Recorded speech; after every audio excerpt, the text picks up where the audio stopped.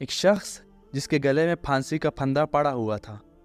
یہ اس کی زندگی کے چند آخری لمحات تھے کہ اس نے خلیفہ حضرت عمر رضی اللہ تعالیٰ عنہ سے گڑ گڑا کر فریاد کی، اے خلیفہ مجھے 3 دن اور دیے جائیں تاکہ میں اپنے گھر کے تمام معاملات لپٹا کر آ سکوں۔ حضرت عمر مان گئے، لیکن ایک شرط رکھی کہ تم سب سے پہلے کوئی ایک ایسا شخص ڈھونڈو جو تمہاری جگہ اپنی جان دینے کے لیے راضی ہو۔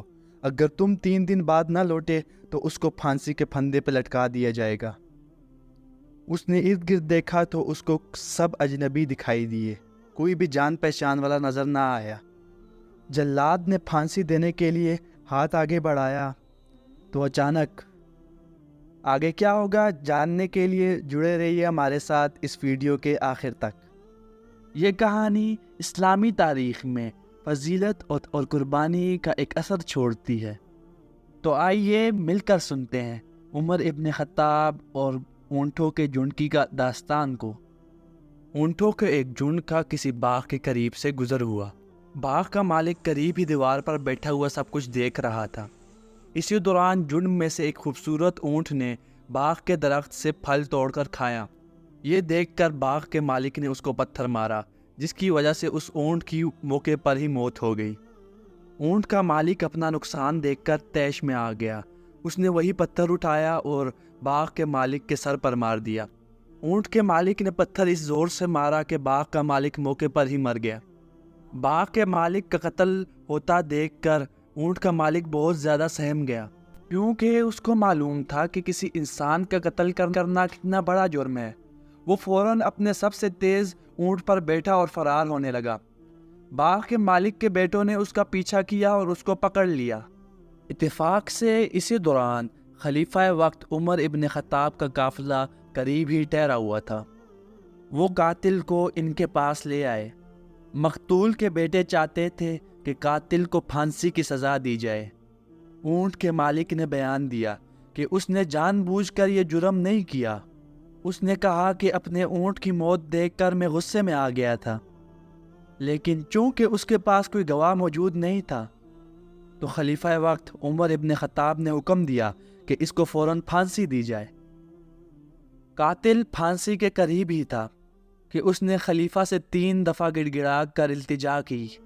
اس نے کہا کہ مجھے 3 دن کے لیے مہلت دی جائے تاکہ میں اپنے گھر جا کر اپنے معاملات لپٹا سکوں۔ اس نے قسم کھائی کہ وہ 3 دن بعد واپس آ کر اپنی سزا کا سامنا کرے گا۔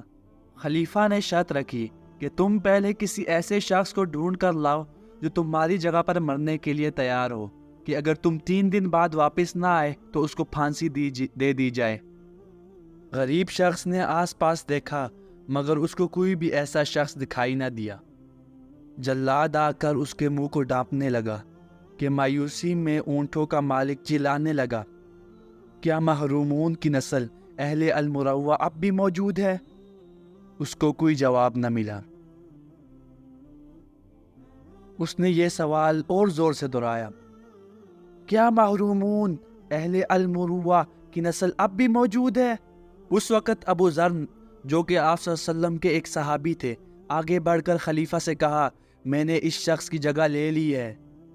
خلیفہ یہ سن کر بہت زیادہ حیران ہوئے، مگر انہوں نے ان کی التجا کو قبول کر لیا۔ قاتل کو مہلت دے دی گئی۔ وہ جلدی سے صحرا کی طرف بھاگ کر گیا اور جلد ہی نظروں سے غائب ہو گیا۔ 3 دن گزر گئے تھے مگر قاتل ابھی تک واپس نہیں آیا تھا، اور نہ ہی کسی کو یقین تھا کہ قاتل واپس آئے گا۔ بھلا کوئی شخص اپنی موت کی طرف خود کیوں آئے گا؟ خلیفہ نے مقتول کے رشتہ داروں کے دباؤ میں آ کر حکم دیا کہ ابو ذر کو پھانسی دے دی جائے۔ سزا دینے کے لیے سپاہی آئے اور ابو ذر کے ہاتھوں کو پیچھے باندھ کر ان کو گھٹنوں کے بل بٹھا دیا۔ ان کے دوست اور رشتہ دار آنسو بہا رہے تھے۔ جلاد کی جو آواز لوگوں کے بڑے مجمع میں 2 بار سنی گئی وہ یہ تھی کہ کیا حاکم کا ارادہ ہے کہ یہ شریف شخص دنیا سے رخصت ہو جائے؟ 2 مرتبہ خلیفہ نے اپنے دل پر پتھر رکھ کر کہا، جی ہاں، جی ہاں۔ تیسری اور آخری مرتبہ جب یہ سوال کیا گیا تو ایک آدمی نے مجمع میں سے چیخ کر کہا، اللہ کی قسم رک جاؤ، یہاں کوئی دوڑتا ہوا آیا ہے۔ خلیفہ کے اشارے پر پھانسی دینے والا رک گیا۔ اور سب لوگ حیرانی سے اس شخص کی طرف دیکھنے لگے جو 3 دن پہلے مہلت لے کر گیا تھا۔ وہ شخص سزا رکی ہوئی دیکھ کر گھٹنوں کے بل گر گیا اور اللہ کا شکر ادا کرنے لگا۔ خلیفہ نے پوچھا، تم کیوں واپس آئے؟ اگر تم واپس نہ آتے تو ابو ذر تمہاری جگہ مارے جاتے اور تم آزاد ہو جاتے۔ آخر وہ کیا چیز تھی جو تمہیں تمہاری موت کی طرف لے آئی؟ قاتل نے کہا، میں نے واپسی کا فیصلہ اس لیے کیا تاکہ میں ثابت کروں کہ صرف نیکی کا زمانہ نہیں بلکہ سچائی کا زمانہ بھی ابھی باقی ہے۔ تو پھر تمہارے جانے کی وجہ کیا تھی؟ خلیفہ نے پوچھا۔ اس لیے کہ یہ ثابت کروں کہ امین لوگوں کی نسل ابھی تک ختم نہیں ہوئی۔ یہ الفاظ اس قاتل کے تھے جو ابو ذر کی طرح گھٹنوں کے بل ابھی بیٹھا ہوا تھا۔ امیر المؤمنین نے کہا کہ اپنے مدعا کو بیان کرو۔ اس نے کہا، کچھ عرصہ پہلے ایک بوڑھی بیوہ عورت میرے پاس آئی اور میرے پاس کچھ سامان امانت کے طور پر رکھوا دیا۔ جب مجھے کسی کام کے سلسلے میں اپنے گھر سے دور آنا تھا تو میں نے وہ سب چیزیں صحرا میں کسی پتھر کے نیچے چھپا دی، اور جب میری پھانسی کا فیصلہ ہوا تو میں دکھی ہو کر مرنے کے لیے تیار تھا، مگر اس جگہ کا علم صرف مجھے تھا، تو میری موت کے ساتھ اس راز کی بھی موت ہو جاتی اور عورت اپنے مال سے محروم ہو جاتی اور وہ میری اولاد کو عمر بھر تانے دیتی رہتی۔ یہ بات میرے ایمان کو بالکل قبول نہ تھی۔ مجھے ثابت کرنا تھا کہ امین لوگ ابھی بھی باقی ہیں۔